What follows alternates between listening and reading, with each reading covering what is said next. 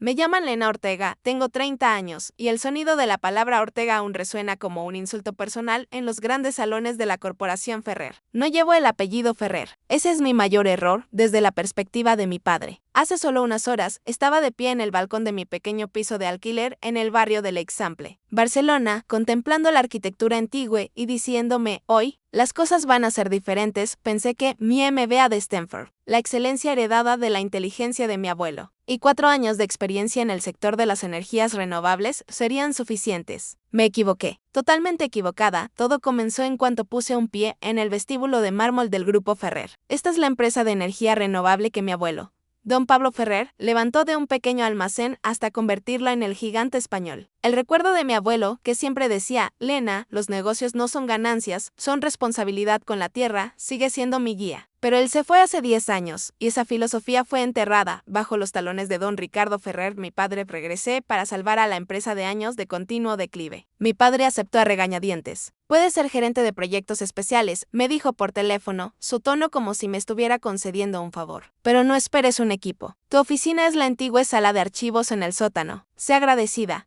Me tragué la ofensa, diciéndome, un pie dentro es una victoria. Pensé que el silencio y el trabajo duro serían recompensados. Pero todo cambió drásticamente ese mediodía. Yo caminaba por el reluciente pasillo ejecutivo, con una pila de archivos de análisis de mercado que había trabajado sin parar toda la noche, cuando aparecieron doña Carmen Soler, mi madrastra, y su hijo, Álvaro Soler. Carmen, con su cabello rubio perfectamente peinado y un vestido de diseñador que hacía girar cabezas, se detuvo.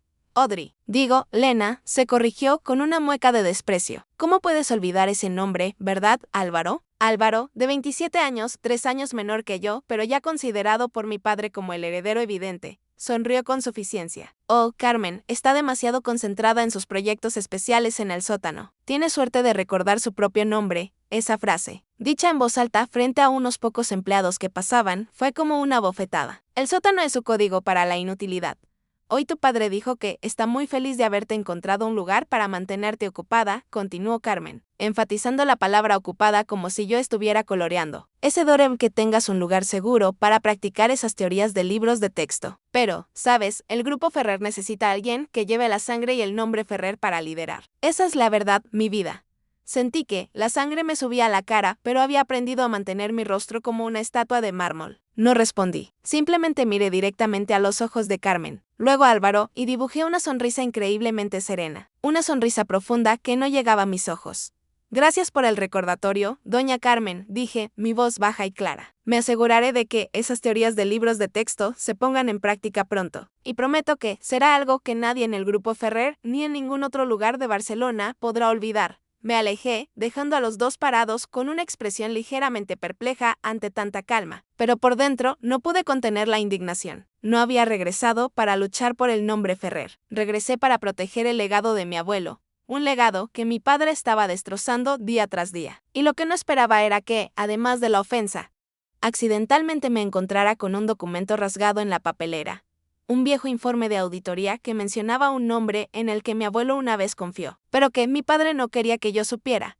Aquel viejo archivo, al que llamaban oficina, era exactamente una burla hecha de ladrillo y hormigón. Estaba en lo profundo del sótano B2 del edificio, donde el sol de Barcelona nunca llegaba. Olía a papel viejo, a polvo, y el aire acondicionado zumbaba como un monstruo moribundo. Yo lo llamaba el solo la madriguera. Todos los días, mientras los ejecutivos subían en el reluciente ascensor de cristal hasta los pisos superiores, yo me arrastraba hacia abajo como un fantasma olvidado del Grupo Ferrer. Me tragué las lágrimas, no por miedo a la suciedad o al odio a la oscuridad, sino por saber que este era el lugar donde ellos pensaban que yo pertenecía. Pero yo no era fácil de doblegar. Yo era la nieta de don Pablo. Si querían que me callara y me mantuviera ocupada, me ocuparía a mi manera. Pasaba 14 horas al día en el zulo, llenando las paredes polvorientas con notas adhesivas, transformando esa madriguera en mi centro de mando. Me centré en el mayor proyecto fallido de Álvaro. Una planta de energía solar experimental en Andalucía. Este proyecto se había tragado millones de euros y se detuvo abruptamente, bajo el pretexto de baja rentabilidad. Revisé archivo tras archivo, informe técnico tras informe técnico. Vi claramente la mano de Álvaro, el descuido, las especificaciones técnicas omitidas y el uso de materiales baratos informados a precios altos. Ricardo lo había encubierto. Es la familia, no pasa nada. Es la familia, no pasa nada. Así es como se cubrían las espaldas. Pero encontré una laguna. Mi abuelo siempre creyó en los materiales renovables sostenibles del Mediterráneo. Recordé una conversación de mi infancia, cuando me señaló un polímero especial utilizado en la industria naval en Valencia. Pasé el fin de semana, en lugar de ir a la playa o disfrutar de tapas como mis compañeros, contactando a científicos en Valencia. Trabajé con un ingeniero jubilado llamado Manolo, que solía trabajar para mi abuelo. Manolo me ayudó a desarrollar un nuevo recubrimiento de polímero, basado en tecnología antigua pero mejorado con materiales modernos, que podría aumentar la eficiencia de los paneles solares hasta en un 30% en las duras condiciones de alta temperatura de Andalucía. Era una solución técnica exclusiva. Mientras tanto, doña Isabel, la antigua secretaria de mi abuelo, a quien yo creía que aún le quedaba una feroz lealtad al viejo legado, comenzó a ayudarme en secreto. Ella nunca dijo nada directamente. En cambio, cada lunes por la mañana, dejaba una pila de informes financieros viejos y para destruir en la puerta de mi oficina. Estos informes, a primera vista, parecían desordenados e insignificantes, pero al ordenarlos cronológicamente y compararlos con documentos públicos, vi transferencias bancarias masivas, disfrazadas de tarifas de intermediación de mercado internacional, fluyendo hacia una empresa llamada Sol de Ibiza. Lo que no esperaba era que investigar esta empresa fantasma me llevara directamente a un detalle, pequeño pero malicioso. Sol de Ibiza no tenía ninguna actividad en Ibiza ni en España, solo existía en papel, registrada en un paraíso fiscal. Lo que me dio un escalofrío fue que la dirección de registro de Sol de Ibiza en el extranjero coincidía con otra dirección que Carmen Soler había utilizado para registrar una fallida empresa de joyería hace 5 años. La corrupción no era solo de mi padre. Mi madrastra también era parte de esta red. El aislamiento se había convertido en mi arma. A nadie le importaba lo que Elena Ortega hacía en el Zulo, cuando Álvaro y Carmen se burlaban de mí en las fiestas de la empresa. Yo solo sonreía cortésmente porque sabía que cada sonrisa añadía otra línea de código, otro número financiero, descifrado en mi fría madriguera. Ya no buscaba amor o reconocimiento, buscaba justicia, y tenía en mis manos la evidencia de una innovación técnica, que podía salvar a la empresa y la primera evidencia financiera de una red de corrupción de amplio alcance. Después de meses escondida en el polvoriento sótano del Zulo, estaba lista. Tenía en mis manos el prototipo de diseño de la batería de energía de polímero mejorada, que podía salvar el proyecto de Andalucía y aportar al Grupo Ferrer millones de euros y una reputación de verdadera innovación. Pensé que, con pruebas técnicas claras y una eficiencia económica innegable, mi padre, por muy frío que fuera, no podría ignorarlo. Me equivoqué. Una vez más, presenté mi trabajo en una reunión de bajo nivel, solo con algunos jefes de departamento técnico. Quedaron totalmente convencidos. Sus ojos brillaron, no por el dinero, sino porque vieron el espíritu de don Pablo en mi diseño. La combinación de innovación y responsabilidad. Incluso un ingeniero mayor, llamado Miguel, me dio una palmada en el hombro y dijo: «Tú eres la verdadera Ferrer». Ese cumplido significó más que todos los títulos que jamás había obtenido. La reunión importante de la junta directiva tuvo lugar 2 días después. Esta era mi oportunidad para presentar oficialmente el plan de recuperación del proyecto. Me puse mi traje de chaqueta más elegante, preparándome a fondo, desde el tono hasta las diapositivas de presentación. Pero cuando llegué a la puerta de la sala de reuniones, sucedió lo inesperado, un puñetazo directo al estómago. La puerta estaba entreabierta. Me quedé paralizada en el umbral, con la mano temblando y agarrando con fuerza la USB que contenía toda mi pasión. Don Ricardo estaba de pie frente a la pantalla, y en ella estaban mis diapositivas, el gráfico de análisis de mercado, el modelo de polímero, todo era idéntico. Como le indiqué al equipo ejecutivo, dijo mi padre con fluidez, su voz petulante, resonando por toda la costosa sala revestida de roble. Hemos desarrollado una solución innovadora para el proyecto de Andalucía. Esta innovación es un testimonio de la visión del Grupo Ferrer bajo mi liderazgo. Sentí una ira fría ascender, una sensación peor que la ofensa. Él me había robado mi esfuerzo descaradamente. Los miembros del Consejo de Administración asintieron con aprobación. Vi a Álvaro sentado junto a Carmen, guiñándome un ojo con arrogancia. Incluso, Álvaro se interpuso: «Así es, señor. Este pequeño pero estratégico cambio de material. Trabajamos toda la noche, trabajamos». Ni siquiera sabía la fórmula química del material. Cuando la presentación terminó con un gran aplauso, mi padre finalmente me vio parada en la puerta. Frunció el labio, una sonrisa llena de poder y desprecio. «Oh, Lena, qué bien que pudiste unirte. Siéntate, si encuentras un sitio». Por lo general, la gente que trabaja en el archivo no está acostumbrada a lugares como este. Entré, esforzándome por mantener mi sonrisa profesional intacta, aunque por dentro solo quería destrozarlo todo. Me senté en el único asiento vacío, una silla solitaria en la esquina de la sala. Miré al señor Vidal, antiguo mentor y miembro del consejo leal a mi abuelo. La mirada del señor Vidal se posó en mí, un ligero ceño fruncido, pero guardó silencio. El silencio del neutral a veces duele más que el ataque del enemigo. El momento más doloroso no fue cuando mi padre se llevó el crédito, sino cuando puso su mano sobre el hombro de Álvaro y declaró, por este éxito. Me enorgullece anunciar que Álvaro Soler será ascendido a vicepresidente ejecutivo de desarrollo de productos. Ha demostrado la dedicación y la lealtad necesarias para proteger el legado del Grupo Ferrer Lealtad. Él llamaba la mentira, la negligencia y el plagio lealtad. Esto me hizo entender más claramente que nunca. No soy su hija. Soy su amenaza. Después de la reunión, fui directamente a la oficina de mi padre. Estaba firmando una pila de documentos. Ese es mi diseño, dije, con una calma sorprendentemente firme. Mi investigación, mi prototipo. Merezco el crédito. Finalmente levantó la cabeza, dejando el bolígrafo Montblanc sobre la mesa. Trabajas para el Grupo Ferrer. Todo lo que desarrollas pertenece a la compañía. Me pertenece. Deberías estar agradecida de que te diera un puesto. Usted sabe bien que Álvaro no pudo resolver ese problema a tiempo. Solo quería otro nombre que no fuera el mío, contraataqué. Su rostro se endureció. Vuelve a tus pequeños proyectos, Lena. Los adultos estamos a cargo aquí. Y nunca olvides, la palabra Ortega nunca se comparará con Ferrer. Salí de esa habitación. Ahora ya no sentía dolor. En su lugar había una ira fría, pura y estratégica. Entendí que para recuperar la empresa no podía jugar al juego de la ética con quienes jugaban al crimen. Esa noche recibí una llamada de doña Isabel. Su voz temblaba, diciendo que había encontrado algo sobre mi abuelo que necesitaba ver de inmediato. Mi nombre olvidado estaba a punto de convertirse en su pesadilla. Me reuní con doña Isabel en un lugar que mi padre y Carmen nunca considerarían, una pequeña y vieja cafetería en lo profundo del barrio gótico de Barcelona. Este lugar, el rincón del abuelo, la esquina del abuelo, era donde don Pablo solía llevarme a comer churros todos los domingos por la mañana. Era un punto de encuentro entre el pasado inocente y el presente amargo. Isabel parecía demacrada. Era una mujer de más de 60 años, que había dedicado su vida al Grupo Ferrer y a don Pablo. Su lealtad no era hacia Ricardo, sino hacia el verdadero nombre Ferrer. Puso un sobre de papel marrón y arrugado sobre la mesa, junto a mi taza de café con leche. Tienes que ver esto, Lena, susurró Isabel, casi con miedo. Lo encontré en un cajón con llave que don Ricardo pensó que se había perdido. Lo volví a poner justo después de fotocopiarlo. Dentro estaba el borrador del testamento original de mi abuelo, firmado 2 meses antes de su muerte. Mis manos temblaron al leerlo rápidamente. No era un texto complejo, sino una declaración clara. La participación de control, la principal participación del Grupo Ferrer, se mantendría en un fideicomiso y se transferiría directamente a mí cuando cumpliera los 30 años. Me quedé atónita. Nunca se ejecutó. El testamento publicado le dio todo a mi padre. Isabel asintió con tristeza. Así es. Pero mira esto.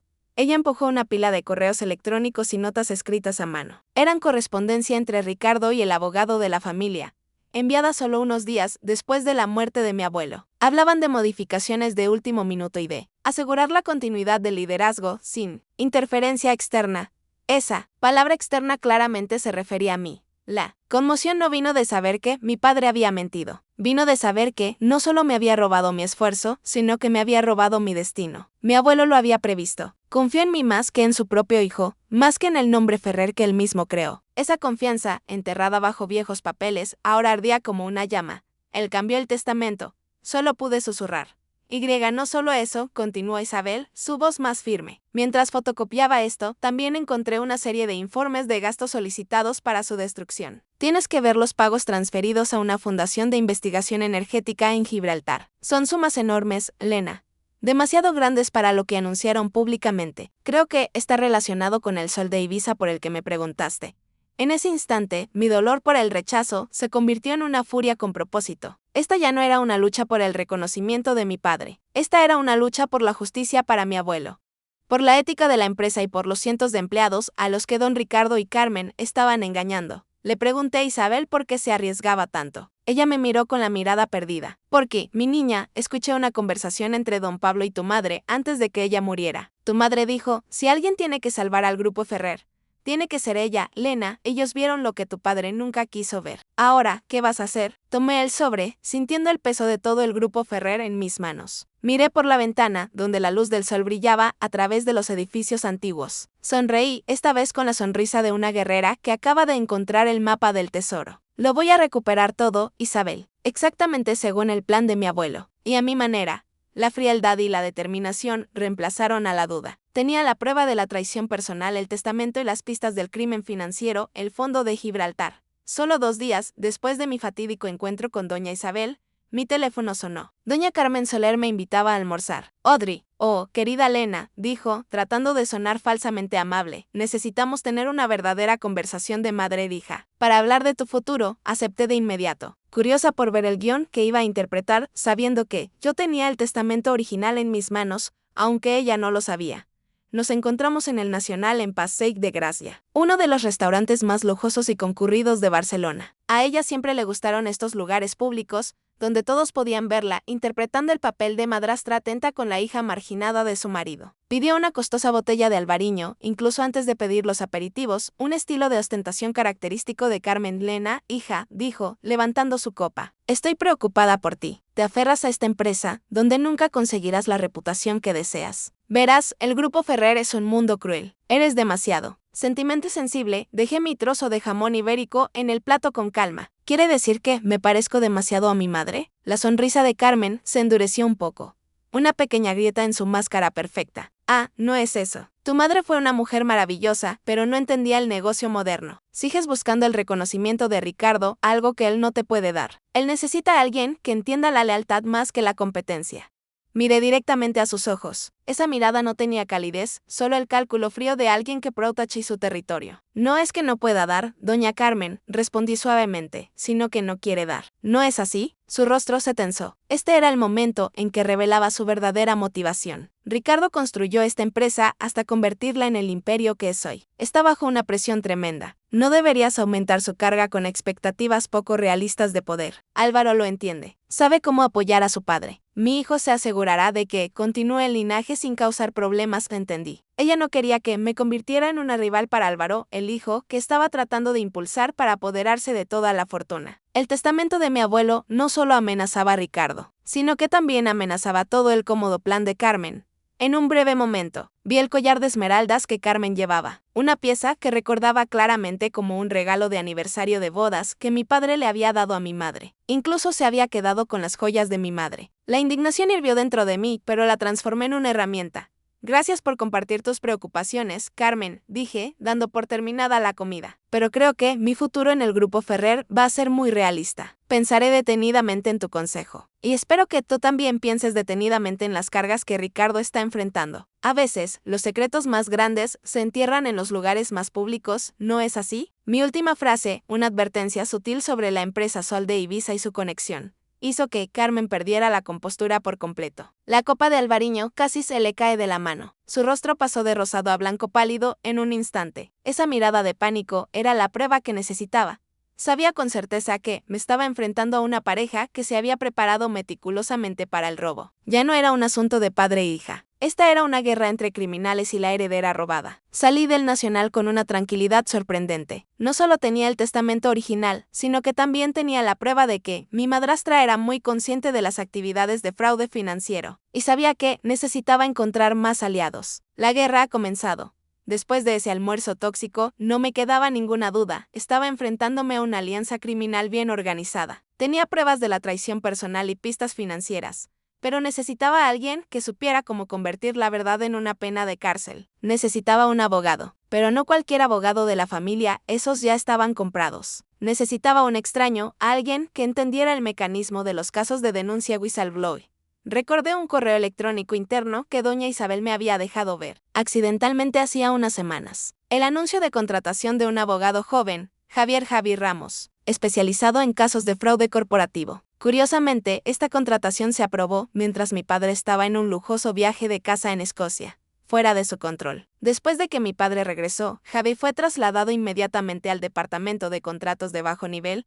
Un movimiento claro para aislarlo era una señal. Alguien con la experiencia de Javi seguramente no estaba contento de ser relegado a la redacción de contratos. Busqué una oportunidad para acercarme a él. La oportunidad llegó una noche tarde cuando ambos asistíamos a una revisión de seguridad de productos de última hora, un procedimiento obligatorio que Álvaro había intentado retrasar. Noté que Javi hacía preguntas perspicaces sobre una cláusula de lenguaje que entrechó él intencionalmente ambigua, que parecía diseñada para encubrir la responsabilidad legal si el producto fallaba. ¿No eres ajeno a este tipo de lenguaje florido? ¿verdad? Pregunté, fingiendo concentración en el documento. Javi levantó la vista, ajustándose la corbata aflojada. Parecía cansado, pero sus ojos eran brillantes y agudos. Mi antigua firma se especializaba en casos de fraude corporativo. A veces defendía a la empresa, a veces ayudaba al denunciante. Es una industria compleja, señorita Ortega. Me llamó señorita Ortega, no Lena, de forma profesional y respetuosa. Eso me gustó. Luego pasó a un tema inesperado, la mejora del polímero para las baterías de energía en Andalucía. Esa fue tu idea, ¿verdad? No de Álvaro Métense. ¿Qué te hace decir eso? El lenguaje técnico en los documentos. Lo revisé. Es increíblemente detallado. Álvaro Soler no puede explicar la física básica, y mucho menos proponer principios de ingeniería tan avanzados, dijo Javi con certeza. Las familias de negocios son complicadas. He visto cómo se pudren por dentro. Decidí confiar en él. No dije nada sobre el testamento, pero comencé a compartir los archivos financieros sospechosos que Isabel me había proporcionado, los grandes pagos a la Fundación de Investigación Energética en Gibraltar. Trabajamos hasta tarde, pidiendo churros y café de un lugar cercano. Javi se convirtió en la lupa legal que necesitaba. Me explicó que transferir dinero a empresas ficticias en paraísos fiscales no era solo un fraude común, sino una evasión fiscal a gran escala y manipulación de fondos de investigación. Un crimen que a la CNMV, Comisión Nacional del Mercado de Valores, y a las autoridades fiscales les interesaría mucho. Tienes pruebas suficientes para iniciar una investigación exhaustiva, dijo Javi, dibujando un diagrama de flujo de dinero en un papel. Pero tienes que entender, si tiras de esta palanca, no hay vuelta atrás, no hay camino de regreso. Tu padre se enfrentará a la posibilidad de ir a la cárcel. El nombre de la familia será destruido. Miré el complejo diagrama, donde el dinero del grupo Ferrer fluía a los bolsillos de Sol de Ibiza. Y luego volví a la vida lujosa de Carmen. Recordé la sonrisa sarcástica de Carmen y el desprecio de mi padre. Lo he considerado durante mucho tiempo, Javi, respondí. Mi abuelo construyó el grupo Ferrer con una filosofía: integridad. Mi padre la ha distorsionado en una herramienta criminal. Si no actúo, eventualmente comprometerán la seguridad del producto por el bien de las ganancias. No puedo permitir que eso suceda. Estoy dispuesta a pagar cualquier precio. Javi me miró fijamente durante mucho tiempo. Su mirada pasó de la curiosidad a un respeto palpable. Entonces, Lena Ortega dijo, recogiendo los papeles: necesitamos pruebas más irrefutables y una acción pública para presionar al Consejo. Necesitamos encontrar la prueba del beneficio personal de tu padre. Supongo que no es tan estúpido como para dejarlo todo en el sistema informático. Asentí. Necesitábamos un golpe audaz, y sabía exactamente dónde: la próxima gala benéfica anual, en las semanas siguientes. El salón, mi oficina del sótano, y el apartamento de Javi se convirtieron en los dos centros de la investigación no oficial. Javi, con su experiencia en fraudes corporativos, era un maestro en conectar los puntos que yo había encontrado. Trabajamos como dos detectives, solo que estábamos persiguiendo la verdad sobre un CEO. Mi padre, en lugar de un criminal callejero, había sospechado de la corrupción. Pero lo que no esperaba era su escala. Cuando Javi me mostró cómo analizar los informes de gastos internos, los que Isabel me había pasado en secreto, todo el panorama se reveló de manera aterradora. Primero estaban los gastos de investigación y desarrollo y el grupo Ferrer era famoso por la innovación. Pero descubrimos que decenas de millones de euros se habían asignado a proyectos que supuestamente estaban relacionados con la tecnología energética, pero que se cerraron abruptamente con el pretexto de viabilidad de mercado inviable. En realidad, el dinero se había transferido como préstamos sin intereses a filiales controladas en secreto por Ricardo y Carmen. Estaban sangrando la idea de la empresa, lo que mi abuelo siempre había priorizado. Luego estaban Sol de Ibiza y la Fundación de Investigación Energética en Gibraltar. Javi explicó que esta era una sofisticada red de lavado de dinero. El dinero de la investigación fluía al extranjero, luego regresaba como ganancias de inversión u honorarios de consultoría, utilizado para financiar la lujosa vida personal de Carmen y Álvaro. Un detalle me dio escalofríos: la mayor cantidad de dinero transferida coincidía con la fecha en que mi padre compró un yate de lujo anclado en el puerto de Mallorca. El beneficio personal había reemplazado por completo el propósito de la empresa. Mi emoción en este punto ya no era resentimiento, era pérdida y asco. Ya no veía a don Ricardo como mi padre. Era un criminal disfrazado de CEO que había traicionado la filosofía que mi abuelo había construido. Recordé las veces que mi abuelo me dijo: Lena, puedes hacer un gran invento, pero si no se construye con integridad, se desmoronará. Ahora, vi cómo ese cimiento de integridad se estaba pudriendo. Javi estaba particularmente preocupado porque los informes financieros presentados a las autoridades fiscales mostraban signos de manipulación. Esto es fraude a Hacienda, Lena, dijo gravemente. Es un delito fiscal, un delito penal grave en España. Si las autoridades entran, no se detendrán hasta encontrarla. ¿Verdad? Lo que me preocupaba aún más era que varios ingenieros habían renunciado abruptamente después de que comenzaron a hacer preguntas sobre la fuente de los materiales para los proyectos de investigación congelados. Comencé a temer que no solo se estaba defraudando dinero, sino que también se estaba comprometiendo la seguridad del producto debido a sus atajos sucios. Aunque la evidencia se había acumulado, Javi enfatizó, todavía nos falta una pieza clave, Lena. Tenemos el flujo de dinero saliendo, pero necesitamos una prueba personal clara de que Ricardo lo aprobó y un beneficio personal directo. Documentos confidenciales como esos generalmente no están en los servidores de la empresa, sino en una caja fuerte personal o en un archivador privado. Ya tenía el testamento original, tenía la prueba del fraude, tenía un aliado. Ahora necesitábamos el golpe final, y sabía que sucedería la noche de la próxima gala benéfica del Grupo Ferrer, un evento lujoso que Carmen había organizado para presumir la perfección de su familia. Perfecto.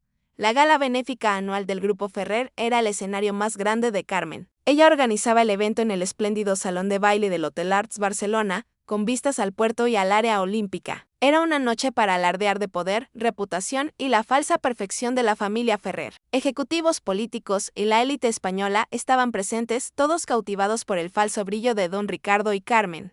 Decidí que debía asistir. Llevaba un sencillo y elegante vestido negro, en marcado contraste con el deslumbrante vestido rojo brillante de Carmen. Me senté en una mesa discreta, casi en el perímetro, con el señor Vidal, mi antiguo mentor y el único miembro del consejo en quien confiaba aparte de Isabel. ¿Les gusta el teatro, verdad? Susurró Vidal a mi oído, mirando a la pareja Ricardo-Carmen, que sonreía radiante en el escenario. El legado Ferrer está en exhibición completa. No todo el legado, señor Vidal, respondí tomando un sorbo de vino. El legado de mi abuelo no son los diamantes en el cuello de Carmen, sino la integridad. Y eso está siendo enterrado. Vidal me miró seriamente, una mirada llena de significado, como si supiera que estaba a punto de hacer algo a mitad de la noche. Cuando todos estaban inmersos en el postre y los elogios vacíos, me levanté. Necesito ir al baño un momento, le dije a Vidal, quien asintió como si entendiera. En lugar de dirigirme a los aseos, me dirigí directamente al área de servicios del hotel. Me puse mi discreto chal de abrigo y caminé rápidamente hacia el centro de negocios, una pequeña sala con ordenadores e impresoras para los huéspedes. Esta sala, durante la gala, estaba casi vacía. Usando un código de acceso que doña Isabel me había proporcionado en secreto, inicié sesión en el servidor seguro del Grupo Ferrer. Mis manos temblaban ligeramente, pero mi mente estaba completamente concentrada. Yo no era una ladrona, pero esta noche yo era una ladrona de justicia, durante 20 tensos minutos. Descargué una serie de documentos financieros cruciales, informes internos, facturas de las empresas ficticias en Gibraltar y correos electrónicos de transacciones entre Ricardo y asesores extranjeros. Las anomalías que Javi y yo habíamos descubierto ahora estaban probadas con archivos digitales, pero el momento más escalofriante fue cuando encontré una carpeta oculta. Patrimonio Pablo, Patrimonio Pablo. Dentro no solo estaba la copia del testamento original que Isabel había fotocopiado, sino también la documentación digital sobre cómo fue alterado tras la muerte de mi abuelo. Sentí un aturdimiento. No había más dudas. Este era un fraude a gran escala. No solo corrupción, sino un robo descarado de herencia, mientras transfería todo a una USB encriptada. Escuché a alguien hablando por teléfono en el pasillo exterior. La tensión era tan alta que mi corazón latía con fuerza, queriendo salirse de mi pecho. Cerré la sesión del ordenador, borré el historial del navegador y salí con calma. Agarrando fuertemente el USB, regresé al salón de baile. Justo en ese momento, Álvaro, ligeramente ebrio, se levantó para hacer un brindis y un discurso improvisado sobre la visión innovadora de la familia Ferrer. Él me robó mis palabras, me robó mi diseño y ahora estaba robando la atención de todos. Pero yo, Lena Ortega, sonreí cortésmente, porque sabía que acababa de robar algo más valioso que todos esos trofeos vacíos. Acababa de recopilar pruebas que podían colapsar este imperio. La noche terminó con Ricardo anunciando una gran donación a un fondo de investigación médica, con Carmen como presidenta honoraria. La hipocresía era casi insoportable. Mi madre, que murió de cáncer, dedicó su vida a la caridad médica. Ahora, Carmen estaba poniendo su nombre en ese legado con dinero que probablemente era fraudulento. Cuando los invitados comenzaron a irse, mi padre convocó a algunos ejecutivos importantes a la villa en Pedralbes para una fiesta de estrategia a altas horas de la noche, donde se tomaban las verdaderas decisiones de negocios. Sorprendentemente, yo también fui invitada. Quizás, excluirme de una reunión familiar en mi propia casa habría sido demasiado extraño para los grandes clientes que aún quedaban. Perfecto, me dije. Necesitaba una última pieza, y solo podía estar en el despacho privado de mi padre. La lujosa villa de la familia Ferrer en el barrio de Pedralbes, Barcelona.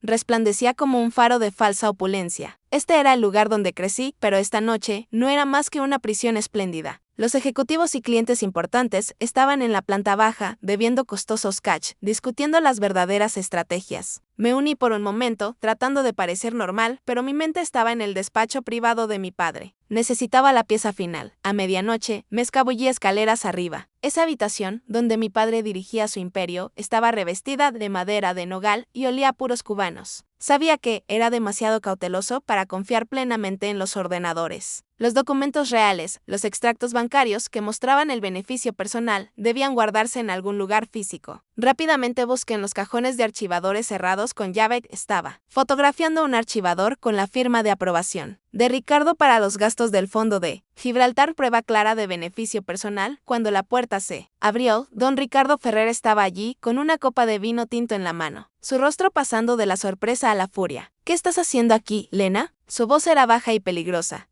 Guardé el teléfono en mi bolsillo, me enderecé. Estoy buscando un documento sobre la propuesta de Andalucía. Padre, pensé que podría estar aquí.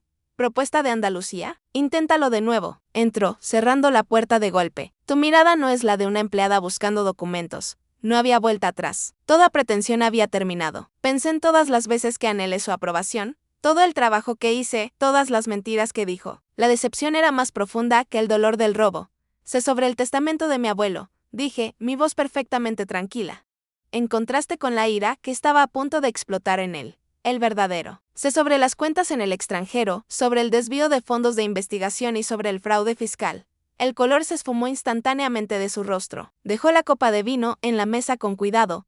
Ese pequeño acto mostraba el nivel de autocontrol que se estaba rompiendo. ¿Crees que entiendes los negocios? Las estrategias complejas pueden parecer sospechosas a los ojos inexpertos.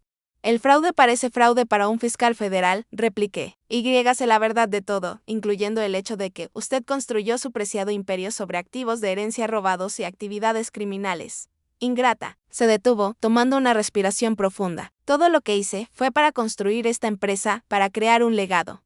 Un legado que me robó. Casi grité. Se ríe de mí por ser sensible. Esta empresa necesita un líder como Álvaro, un alcohólico que solo sabe tomar el crédito de los demás. Su rostro se puso carmesí. Al menos él entiende la lealtad. Eso no es lealtad, padre, dije claramente, sintiendo una fría libertad crecer. Eso es complicidad en el crimen. Su abalanzó hacia mí.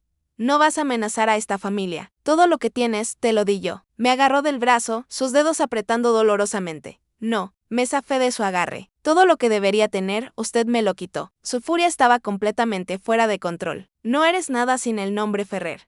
Nada. Me empujó con fuerza hacia la puerta. En lugar de abrirse, la pesada puerta de roble se atascó. Toda la fuerza del empujón me lanzó hacia el gran panel de cristal junto al marco de la puerta. El sonido ensordecedor del cristal al romperse resonó por todo el pasillo. Caí al suelo de mármol, aturdida. Sentí una sensación cálida y húmeda extendiéndose por mi cara y brazo. Sangre, el silencio se apoderó del lugar. Los invitados de abajo se voltearon. Carmen y Álvaro aparecieron en el umbral del salón con el rostro lleno de horror. Mi padre se quedó allí, aturdido, la comprensión de su acción calando lentamente en su rostro. Por un instante, pareció un anciano cobarde despojado de toda ilusión de poder. Me toqué la cara. Mis dedos estaban cubiertos de sangre. Una sonrisa lenta y extraña se extendió por mis labios. Miré a mi padre y pronuncié cada palabra. Acabas de perderlo todo. Carmen se apresuró a intervenir, tratando de controlar la situación frente a los ejecutivos que miraban. Se ha tropezado, dijo en voz alta. Demasiado vino. Nadie vino a ayudarme. Me levanté por mi cuenta, el sonido de los fragmentos de cristal cayendo de mi vestido negro. La sangre goteaba sobre el mármol blanco. Miré directamente a los tres, mi padre, mi madrastra y Álvaro. No me toquen, dije con claridad, mi voz resonando con una nueva autoridad. Caminé entre la multitud atónita, con la cabeza en alto. No busqué una enfermera, busqué mi propio baño. El dolor se había transformado en una declaración y una determinación de acero. La fachada fasade perfecta de la familia Ferrer se había hecho añicos junto con ese cristal. Mañana por la mañana, el imperio les egiría. No me desmayé, no lloré, ni siquiera temblaba ya. Cuando me enterré en mi baño privado, en el piso de arriba. Mirándome en el espejo, la sangre brotaba de un corte profundo cerca de la línea del cabello. Me di cuenta de algo aterrador, ya no sentía nada por mi padre. Ese empujón, ese sonido de cristal había cortado el último vínculo. El dolor físico solo aumentó la determinación fría. Todo está roto, todo está roto.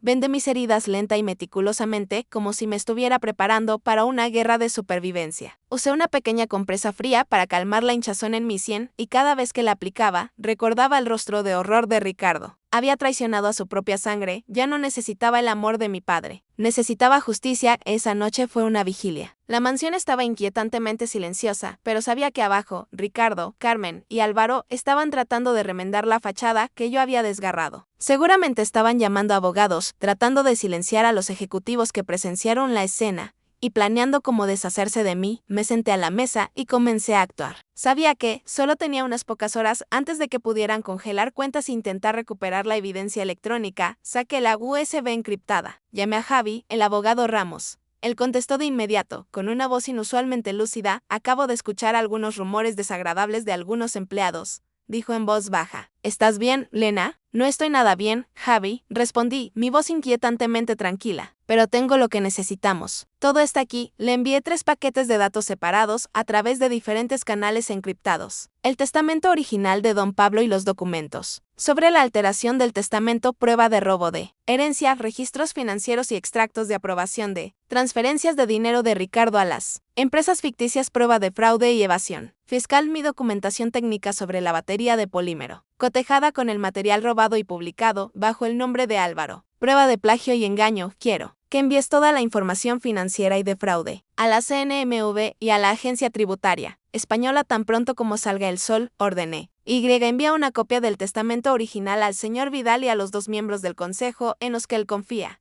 Javi se quedó en silencio por un momento. ¿Estás lista para el caos, Lena? Esto es la guerra. Es demasiado tarde para volver atrás, Javi. Cuando me empujó a través del cristal, firmó su propia sentencia de muerte. Creyó que era débil, que me derrumbaría. Demuéstrale cómo me he redefinido a mí misma. Recordé la mirada desesperada de Carmen y el horror de Álvaro. Había ganado, pero no fue una victoria dulce. Fue una batalla dolorosa y solitaria.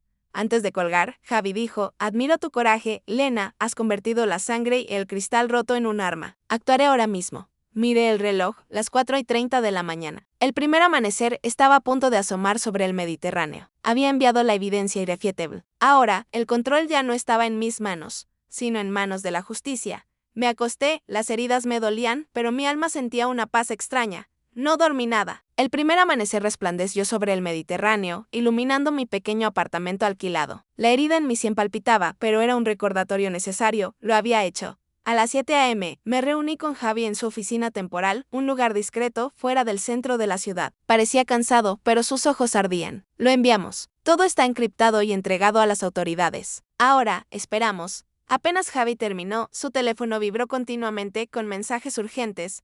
Alrededor de las 10 a.m., la primera bomba explotó. El señor Vidal me llamó. Su voz era casi un suspiro de alivio. Lena, recibí los documentos. La voluntad de Don Pablo, el testamento de Don Pablo. Dios mío, Dios mío. Acabamos de celebrar una reunión de emergencia del consejo. Ricardo y Álvaro intentaron impedirlo, pero lo vimos con claridad. Nadie puede negar la firma de Pablo.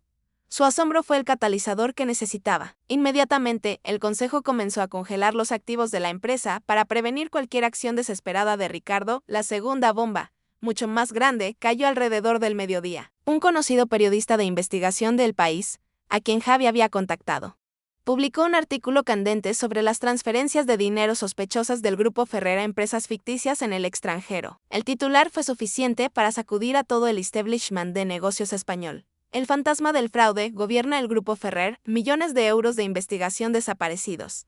Miré la noticia, sintiendo una fría satisfacción. Esa el complejo sistema de fraude que Carmen y Ricardo habían construido meticulosamente, se estaba desmoronando. Álvaro, el recién ascendido gracias a mi trabajo robado, estaba siendo perseguido por los medios. Él, que solo sabía vivir del nombre falso, ahora era el centro de la humillación. Inmediatamente después, llegó la notificación oficial. La Agencia Tributaria Española Hacienda y la CNMV enviaron inspectores a la sede principal del Grupo Ferrer. Exigieron el sellado de todos los registros financieros y convocaron a don Ricardo Ferrer para un interrogatorio inmediato. Esto ya no era una disputa familiar. Esto era una investigación criminal nacional. Javi me miró, el orgullo apenas disimulado. Fueron a por el corazón de Ricardo, Lena. El crimen financiero. Eso es lo único que no pueden comprar, que no pueden manipular con la reputación.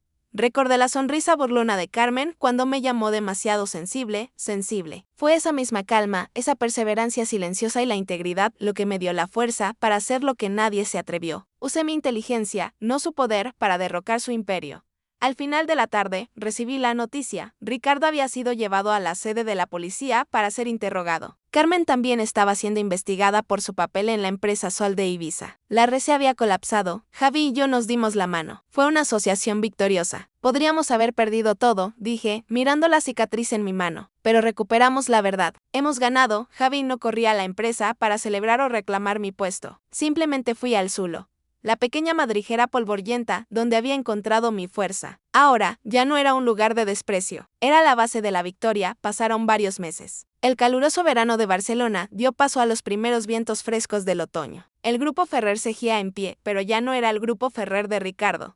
Don Ricardo y Carmen fueron procesados penalmente. Álvaro fue despedido y se enfrentaba a demandas civiles por plagio y fraude. La red se había desintegrado. La investigación desveló todo, demostrando que yo tenía razón en cada acusación, desde el robo del testamento hasta el fraude financiero. El antiguo Consejo de Administración, liderado por el señor Vidal, reconoció el testamento original de don Pablo. El control de la empresa me pertenecía oficialmente a mí. Lena Ortega no sentí una satisfacción explosiva, solo una paz profunda. Fue una victoria costosa, comprada con el afecto familiar perdido. El día que fui nombrada oficialmente CEO, no organicé una gran fiesta ni hice declaraciones arrogantes. En su lugar, organicé una pequeña reunión en el Zulo, la antigua oficina del sótano. Este lugar, ahora limpio, recién pintado y totalmente equipado, se convirtió en mi laboratorio de innovación. Me paré allí, hablando con un pequeño grupo de ingenieros, científicos y empleados que siempre habían creído en mí, Manolo, doña Isabel y, por supuesto, Javi Ramos. Señalé la cicatriz delgada y pálida en mi sien, la marca restante de esa noche dramática. ¿Ven esta cicatriz?, dije, con voz profunda. Es el lugar donde la duda y el desprecio intentaron destruirme. Mi padre, Ricardo, pensó que la riqueza, el nombre Ferrer y la violencia podían controlarlo todo. Pero él estaba equivocado.